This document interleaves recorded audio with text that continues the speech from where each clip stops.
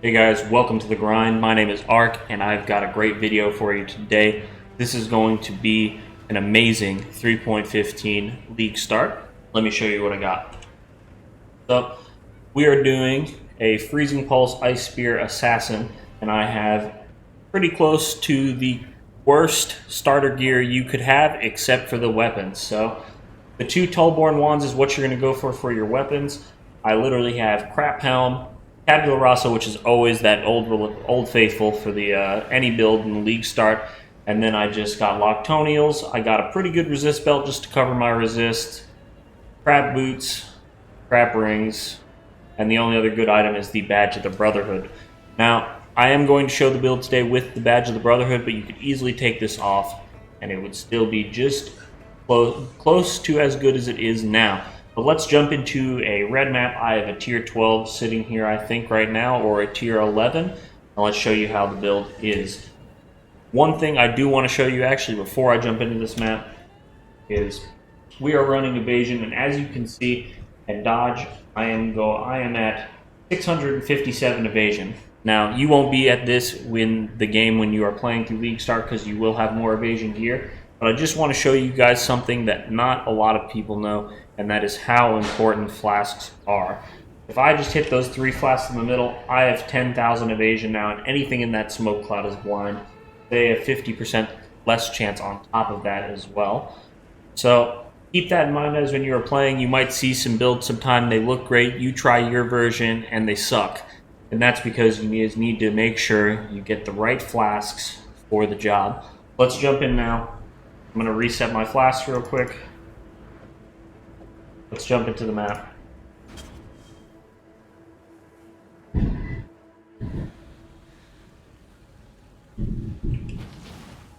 Get to put on our auras.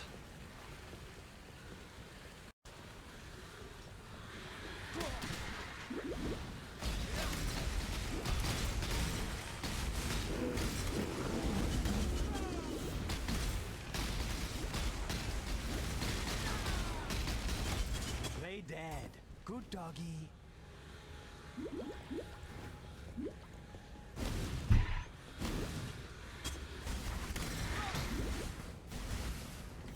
Don't forget to keep pressing those flasks as you're going.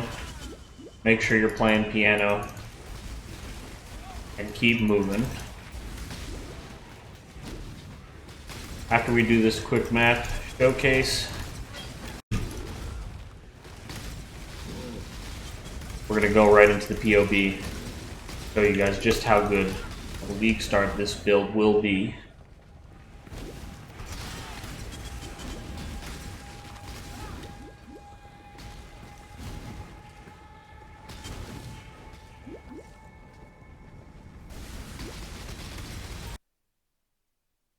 Hey guys, now we're in the POB. I want to show you guys this build that I'm making for league start, and I have a few others coming your way as well, so let's dive right in. As you guys saw in the map clear video, those were red maps on the gear that I showed you in the video. I do not have that gear uploaded here, but I do want to show you guys the tree and then go into the end game we're looking at as well for there. So let's look at this end game tree and also the league start tree. Okay. So with the assassin, we're going to go up through these damage nodes, grab life. Now, one thing I've noticed with the assassin recently, and I don't see very many people doing this, is how tanky the assassin can be. So if we look at this right now, you can see I do grab acrobatics and phase acrobatics, come down, grab wind dancer, hit the onslaught nodes and phasing nodes. Now, the reason why I do this is because the assassin has so many layers of defense around itself on this side of the tree, and with dodge being as strong as it is and evasion being as strong as it is, working together, they become something very strong. So let's look at that now. So here we got the tree. Just off the tree alone, I have almost 200% increased evasion, and I have 75 attack dodge and 60% spell dodge. Now, this is with elusive ticked, and let's go into the items really quickly and I'll show you what we are wearing. Now, all we have on is 2 Tullborn Wands, With 2 Tullborn Wands, we have 500k damage with our 4-link Freezing Pulse and almost 1.4 million damage with our Ice Spear totems. This is pretty strong, and this can be increased so much more. Let's go into that. So, the only other thing we have are those first snow jewels, which are going to be automatically the easiest thing to get in this build. So let's do this now. I'm going to jump into our skills and let's go through that together. So I was messing around before with Freezing Pulse as the 6th link. This is what we have for that. And where you would use added cold damage, power charge on crit, ice bite, inspiration, and hypothermia. Now, this is what I would personally use, but what I'm actually jumping down to is the 4-link. That's what we're looking at here. 4-link, cold pen, ice bite, and hypothermia. Ice bite is amazing because of the frenzy charge generation you get and added cold damage per frenzy charge. So this is going to be great for early game, and you're automatically going to have your power charge generation. So even sitting on this, you're looking at 81% effective crit chance. Pretty good, and it adds so much for map clearing. You saw how fast I was going in the map. Now, I do want to go to the Ice Spear as well. Ice Spear, greater multiple projectiles, spell totem, multi-totem, elemental controlled destruction. So that's what you would be using for your boss clearing. This will be a great way to do this. If you can get an anomalous Ice Spear, that's what you're going to want to go for. Now, for our curses, we're going to use Arcanist, Brand, Frostbite, Frostbomb, and Arcane Surge. And then for our auras, Hatred, Herald of Ice, Zealotry, and Enlighten, so you can fit everything on there. In the video, I was only using Hatred and Herald of Ice. That's what I would recommend until you get leveled up high enough to be able to sustain all of them.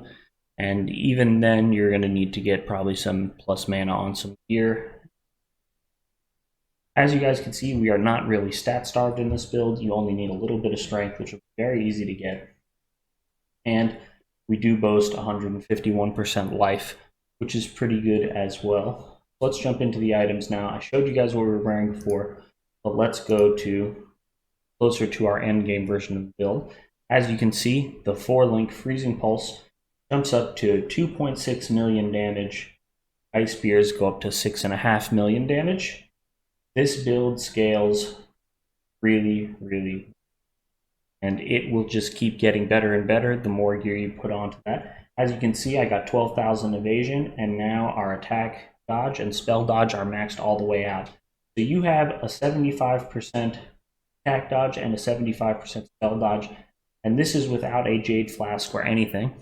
So I'll even put a Jade Flask on for you guys. Create a Jade Flask real quick so you guys can see just how good this build can get.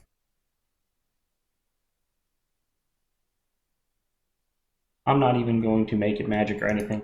Let's add it to the build, and boom, you are up to almost 30k evasion. So as you guys can see, the evasion on this build is going to be great. The physical damage reduction is going to be great. I will show you why right now. So one node that you guys might not realize is as good as it really is this 20% reduced damage taken while there are at least 2 rare or unique enemies nearby.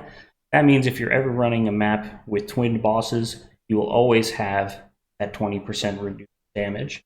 That is huge for mapping, and that will help you with so much of that damage reduction that you need, as well as you get Wind Dancer, so 20% less damage taken if you haven't been hit recently. You won't be hit very often, so when you don't get hit, you end up having 40% less damage taken right there. Now finally, top it all off, we're using a Kenzugi in this build. So with a Kenzugi, 20% less damage taken if you have not been hit recently.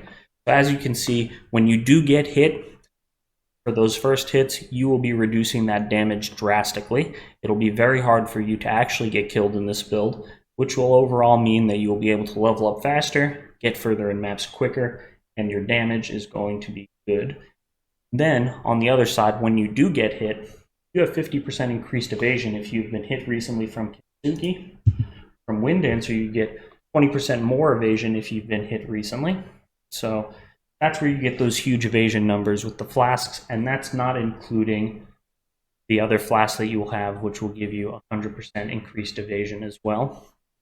So you are looking at huge evasion numbers and maxed out dodge. So between the two, when you do get hit, you will have enough time to get your life all the way back up, and you're dealing enough damage to where you should be able to kill everything early game through mapping, or you switch over either to another build or really min-maxing this build to what it can become. Now, we have no cluster jewels here, as you guys can see. Do boast pretty good damage as well. We'll go into the calcs here. We're looking at 11 power charges and frenzy charges, and we're running onslaught mode. So, as you guys can see, this is where most of our damage comes from. So you'll notice in the beginning of a map, you will barely be doing anything. Then toward the end, you will be bursting everything down. That's why this build is so strong. And this is not against a boss, but even against Cyrus, you're looking at 6 million DPS there.